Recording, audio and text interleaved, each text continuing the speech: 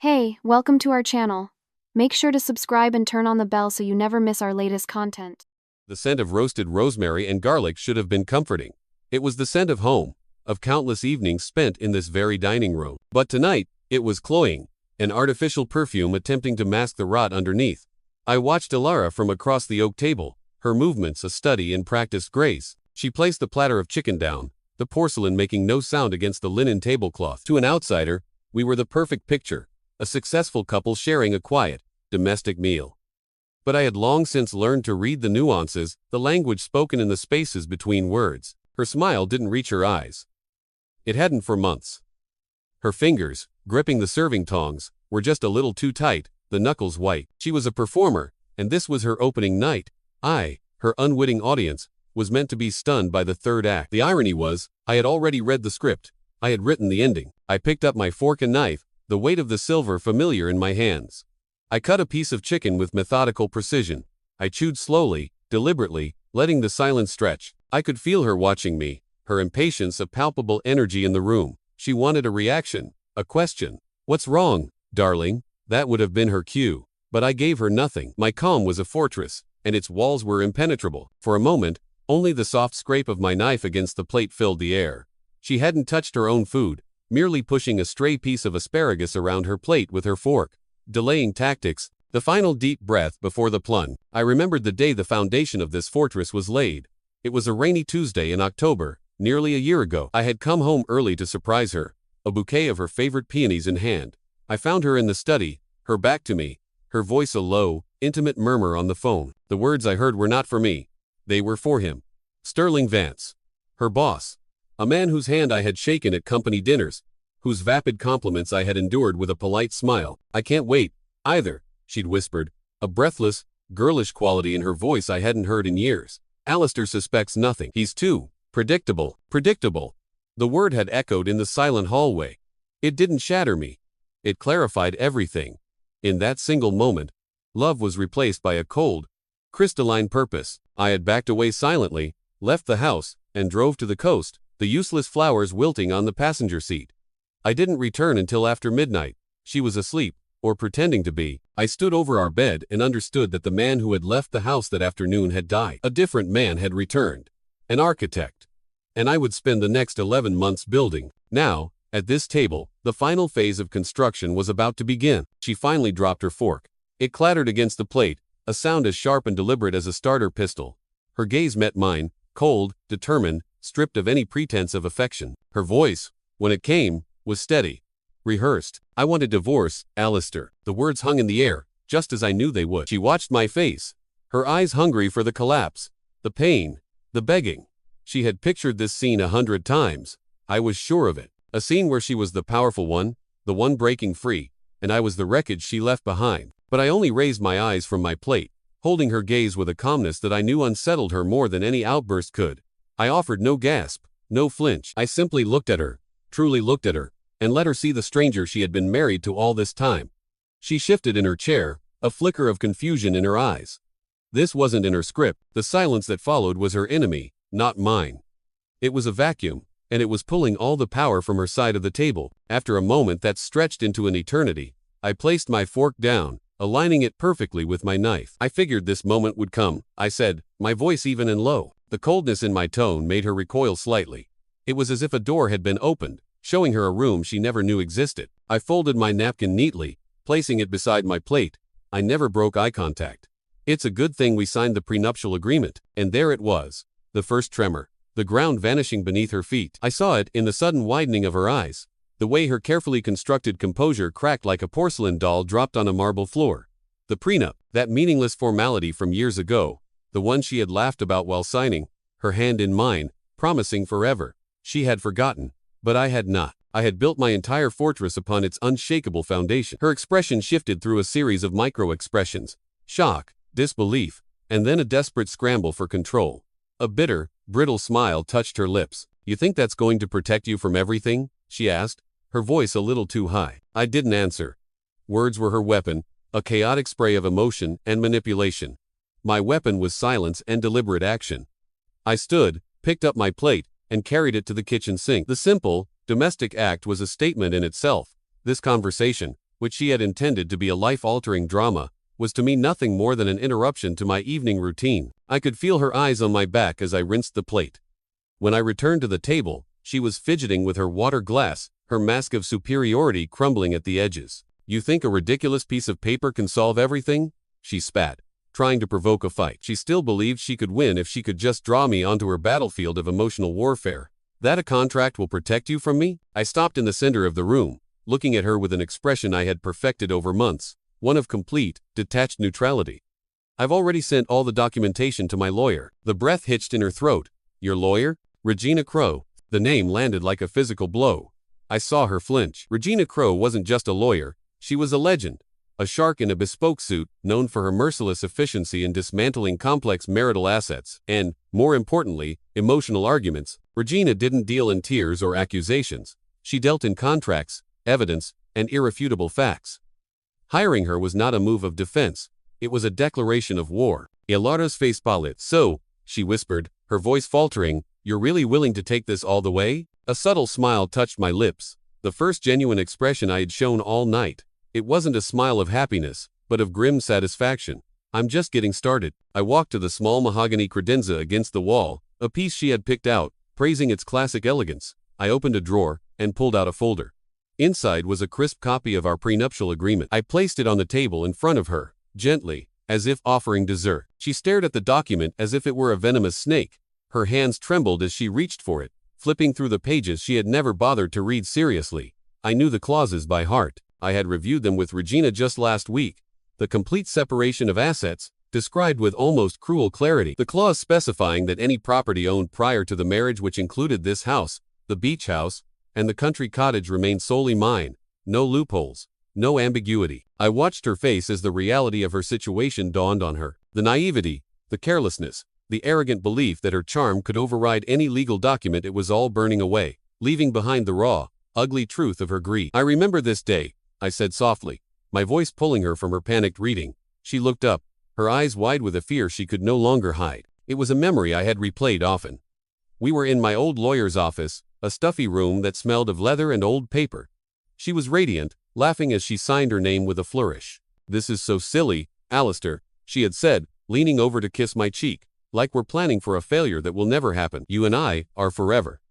I had smiled, but even then, a part of me, the quiet, observant part, noted that her signature was quick, careless. She wasn't signing a commitment, she was dismissing an inconvenience. I, on the other hand, had read every word. My father's messy, financially devastating divorce had been a harsh but valuable lesson. Now, back in our dining room, she tried to argue. The words tumbled out, a mix of threats and pleas. She mentioned my company, hinted at secrets she could reveal, tried to find any leverage she could. It was pathetic. She was playing checkers while I had been playing chess for a year. I let her exhaust herself. When her tirade dissolved into ragged breaths, I spoke again, my voice low and firm as steel. "What's done is done, Ilara. You can kick and scream all you want.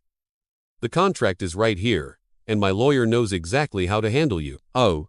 I stood, took the contract from her trembling hands, and placed it back in the drawer.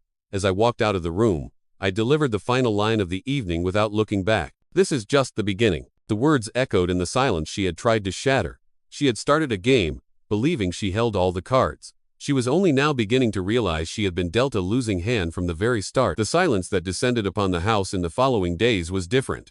It was no longer a tense, pre-battle quiet, but the heavy, oppressive silence of a tomb. Ilara remained, a ghost rattling around in a space that was no longer hers. She moved through the rooms with a defiant air, as if her mere presence could stake a claim. But whenever we passed in a hallway, I offered no argument, no question, not even a glance.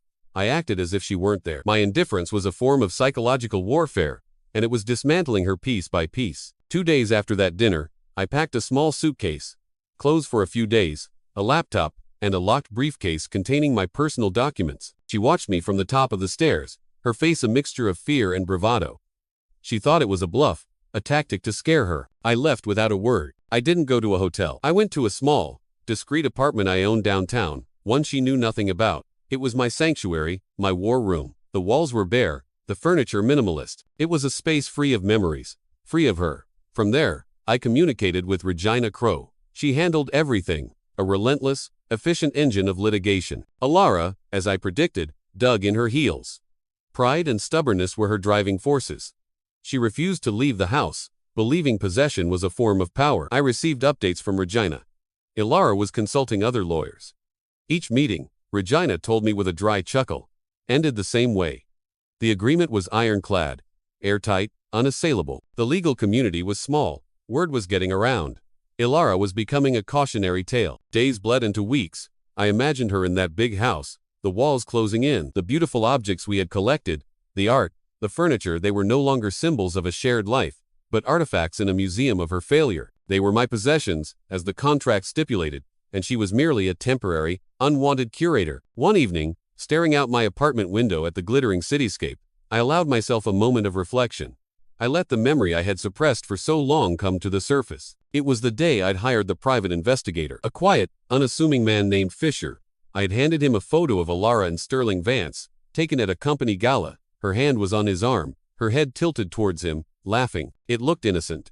But I knew better. 2 weeks later, Fisher had delivered a plain manila envelope. No dramatic confrontation, just a series of photos and reports. Alara and Sterling entering a boutique hotel on a Wednesday afternoon. A weekend trip to Napa, supposedly a work conference. Financial records showing gifts, dinners, trips. It was all there. Cold, hard, undeniable proof. Looking at the evidence, I had felt a strange calm. The pain was real, a deep, hollow ache in my chest. But stronger than the pain was the clarity. The betrayal wasn't a flaw in our marriage. It was a flaw in her character, and it was a flaw I could no longer live with. That was the day I called Regina Crow. I didn't want a messy, emotional battle. I wanted a quiet, methodical demolition. And now, Alara was living in the ruins, still unaware that the entire structure had been rigged to collapse from the moment she chose to betray me. The invisible walls of the house were her prison, but the true prison was the one I had built around her with law, with evidence, and with her own careless actions. The arrival of the court summons was an inevitability, a date on a calendar that I had been working toward for months. For me, it was a procedural step. For Alara, I knew it would be a paper and ink confirmation of her worst fears. Regina informed me it had been delivered by a courier. I pictured Alara's hand accepting the formal envelope, the cold dread seeping into her as she read the legal jargon that sealed her fate. The night before the hearing, I did not sleep in my Spartan apartment. I drove to the beach house, the one my parents had left me. The sound of the waves crashing on the shore had always been a source of peace for me, a reminder of something constant and powerful in a world of shifting allegiances. I walked along the cold, damp sand, the sea air sharp in my lungs. I wasn't nervous. Every piece of the plan was in place. Every document was triple-checked. Regina was more than prepared. This wasn't about winning anymore. It was about executing the final, necessary steps. My feelings were a muted blend of resolve and a profound, weary sadness for the man I used to be, the man who had loved Alara without reservation, who had believed in the forever she had so carelessly promised. That man was gone, and tomorrow was his eulogy. I thought about what Alara must be doing. I knew her well enough to picture it perfectly. She would be pacing the floors of our house, a caged animal, her mind racing. She would be planning her performance for the judge. She would not be reflecting on her mistakes, but on how to spin them, how to present herself as the wrong party. Her capacity for self-deception was her most formidable, and ultimately, most self-destructive trait. The next morning, I dressed not in a suit of armor, but in a simple, dark gray suit. My clothes were meant to convey sobriety and seriousness, not power. Power, I had learned, was not about what you showed, but what you held in reserve. When I arrived at the courthouse, Regina was waiting for me on the steps. She was a vision of severe elegance in a tailored black suit, her gray hair pulled back in a tight chignon. She gave me a curt nod. "She's already inside," Regina said, her voice crisp. "Ready for your part, Alistair?" "I've been ready for a long time," I replied. We walked into the building, our footsteps echoing on the marble floors. I saw Alara across the hall, talking to her lawyer. As I had predicted, she was a masterpiece of curated victimhood. She wore a conservative navy blue dress. Her makeup was subtle, her hair styled to look soft and unassuming. She stood straight, projecting an aura of wounded dignity. It was a brilliant performance, but the curtain was about to fall. When she saw me, her eyes narrowed for a split second, a flash of pure hatred, before the mask of the sorrowful wife slipped back into place. We entered the courtroom. The air was sterile, smelling of floor polish and anxiety. It was a cold, neutral space, a place where stories and emotions would be stripped down to the bare, unvarnished bones of fact. And my facts were unassailable. We took our places, me and Regina on one side, Ilara and her flustered-looking lawyer on the other.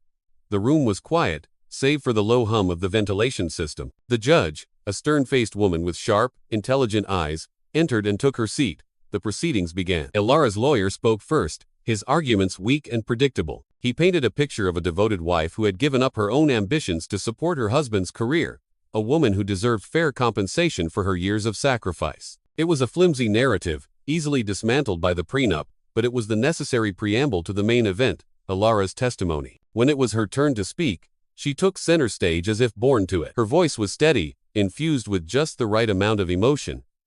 She spoke of our early years, embellishing the truth with poignant, fabricated details of her unwavering support. She talked about the lonely nights, when I worked late, the social functions she dutifully attended, the home she had lovingly created. I watched her, not with anger, but with a kind of clinical fascination. She was truly gifted. She looked at the judge at precisely the right moments, her eyes welling with unshed tears. She leaned forward, her hands clasped, conveying sincerity and earnestness. For a few brief moments, watching her weave this tapestry of lies, I could almost believe her. She was that convincing. I saw the judge listening intently, her expression unreadable. In her version of our story, I was a cold, distant workaholic, and she was the long-suffering wife who had finally reached her breaking point. The divorce was not her choice, she implied, but a sad necessity forced upon her by years of emotional neglect. She was asking not for a handout, but for what was rightfully hers, for her stake in the life she had helped build. It was her final, desperate monologue. A grand performance designed to win the sympathy of the court, to paint me as the villain and her as the tragic heroine. She finished, her voice thick with emotion, and a heavy silence fell over the courtroom. She sat down, casting a triumphant, teary-eyed glance in my direction. In her mind, she had just won. She had played her final card, and she believed it was an ace. Regina leaned toward me and whispered, her voice barely audible. An impressive work of fiction. Shall we proceed to the non-fiction section? I gave a single, slow nod. I remained silent. My silence was the canvas upon which the truth was about to be painted, and it would be a brutal, unforgiving masterpiece. The silence that followed Ilara's performance was different. It was the thick, expectant hush of a theater before the great reveal. The judge looked from a visibly moved Ilara to me. My face remained a blank slate. Mr. Sterling, the judge said, addressing me, do you have a response? I did not speak. Instead, I looked at Regina. She stood, the picture of professional composure. Your Honor, she said, her voice clear and devoid of drama, we do not have a verbal response. However, we would like to present some documents for the court's consideration. She picked up a thick, leather-bound dossier from our table. It wasn't a file, it was a book. The story of Ilara's other life. Regina walked to the clerk and handed it over. The clerk, in turn, passed it up to the judge. I watched Ilara. A flicker of confusion crossed her face, quickly replaced by a dismissive smirk. She thought it was more financial paperwork, something her lawyer could argue over. She had no idea she was watching her own coffin being carried into the room. The judge opened the dossier. Her expression, initially one of judicial impartiality, began to change. Her eyebrows drew together. She leaned forward, her focus intensifying as she turned the first few pages. I knew what she was seeing. Time-stamped logs of text messages, hotel receipts, credit card statements, the dry, boring architecture of betrayal. Ilara's smirk faded, replaced by a nod of anxiety. She kept glancing from the judge's face to mine, searching for a clue. I gave her none. Then, the judge looked up, her eyes, cold and sharp as shards of glass, locked onto Ilara.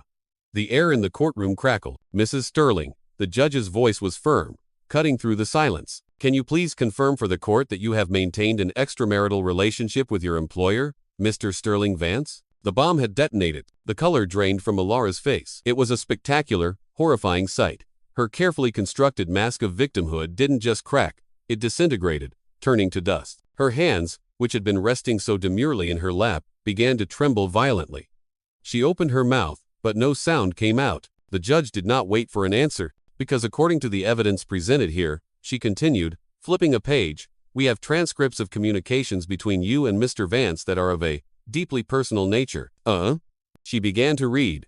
She read excerpts of their text messages aloud, her voice a flat monotone that made the explicit words sound even more sordid. The promises, the secret jokes, the blatant confessions of their affair echoed through the silent room. Ilara was paralyzed, her eyes wide with sheer terror. Her body seemed to shrink in on itself. And then, the judge said, her voice growing colder, there are the photographs. She turned the dossier around so Alara and her lawyer could see. Regina had ensured they were printed in high-resolution color.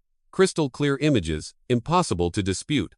Alara with Sterling at a candlelit dinner in a city she'd told me she was visiting for a conference. Alara and Sterling kissing against his car in a dimly lit parking garage. Alara, laughing, her head on his shoulder, on the balcony of a hotel room I had paid for. A strangled gasp escaped her lips. She raised a hand to her mouth, her body swaying as if she might faint. She looked at me, her eyes screaming a single, desperate question. How? I met her gaze, and for the first time, I let her see everything I had kept hidden. The knowledge, the calculation, the cold, unyielding resolve. In that moment, she finally understood. I hadn't been oblivious. I hadn't been a fool. I had been a hunter, patiently waiting. Oh my God, she whispered, the words barely audible. He knew all along. The judge, unmoved, closed the dossier with a decisive thud. Her voice rang out, clear and final. In light of the conclusive evidence of adultery, which represents a material breach of the marital contract, and in accordance with the prenuptial agreement signed by both parties, this court rules as follows. She detailed the verdict with surgical precision. The prenuptial agreement would be fully enforced. Alara was entitled to no alimony, no financial compensation. All assets acquired before and during the marriage under my name, the main residence, the beach house, the country house, my company, and all related investments would remain solely in my possession. And then came the final, brutal blow. Mrs. Sterling will have 30 days to vacate the primary residence permanently. From that date forward, she will have no legal connection to any of the listed assets or properties. Each word was a nail in her coffin. She sat there, stunned, broken, a statue of public humiliation. I calmly gathered my papers and stood up. Regina gave a small, satisfied nod. I did not look at Alara again. There was nothing left to see. I simply turned and walked out of the courtroom, leaving her frozen in the wreckage of the life she had destroyed. The cool air outside the courthouse felt like a cleansing breath. There was no elation in me, no triumphant surge of victory. There was only the quiet, profound relief of a long, heavy task completed. The war was over. Alara spent the next 29 days in a state of frantic, undignified retreat. I stayed away from the house, allowing her the space to pack up the remnants of her life. I didn't need to see it. I didn't care what she took, as long as it was only her personal belongings. The house was just a structure of wood and stone. It was the peace within its walls that I wanted back. On the 30th day, as stipulated, she was gone. My housekeeper informed me that the keys were left on the living room table. That evening, I returned home. The house was silent, but it was a different kind of silence now. It was clean, empty. It felt like mine again. I walked through the rooms, the echoes of her presence fading with every step I took. The battle for my property and my peace was won. But the equation was not yet solved. There was one final piece, one last domino left to fall. Sterling Vance. He believed he was an invisible party in this, a man who had enjoyed the thrill of a secret affair without any of the consequences. He thought his life would continue unchanged. He was wrong. The next morning, I sat at my desk in my home study. I had 2 large envelopes in front of me. Inside each was a carefully curated selection of the evidence from the dossier, copies of the most incriminating photos, the most explicit messages, and a brief, factual summary of the court's findings regarding the affair. On the first envelope, I wrote the address of his company's corporate headquarters, addressed specifically to the head of the Human Resources Department and the Board of Directors. Sterling's company prided itself on its strict code of conduct, particularly regarding relationships between senior management and their subordinates. His affair with Alara was a clear violation. On the second envelope, I wrote a name and a residential address, a name I had found during my investigation, a woman who deserved to know the truth, Sterling's wife. I sealed both envelopes. There was no letter from me inside, no angry accusations. The evidence spoke for itself, coldly and brutally. I drove to the post office myself and sent them both via registered mail. It was a quiet, almost ceremonial act. The fallout was swift and spectacular. I didn't seek out the information. It found its way to me through the quiet hum of the city's gossip network. Sterling's company launched an internal investigation. Within a week, he was forced to resign to avoid a public firing. His reputation, built over decades, collapsed overnight. The second envelope did its work even more devastatingly. His wife, armed with undeniable proof, filed for divorce. He lost his job, his wife, and his carefully maintained illusion of a perfect life, all in the span of a few weeks. He was ruined, professionally and personally. I took no joy in his destruction. It was simply a matter of balancing the scales. He had been a willing participant in the betrayal of my marriage. it was only right that he share in the consequences. As for Ilara, I heard she moved into a small apartment on the other side of town. I heard she was struggling, that the friends who had flocked to her in her days of wealth and influence had now vanished. Her story was a cautionary tale whispered at dinner parties she was no longer invited to. Sometimes, I sit in my quiet house, the house that has always been mine, and I think about the past.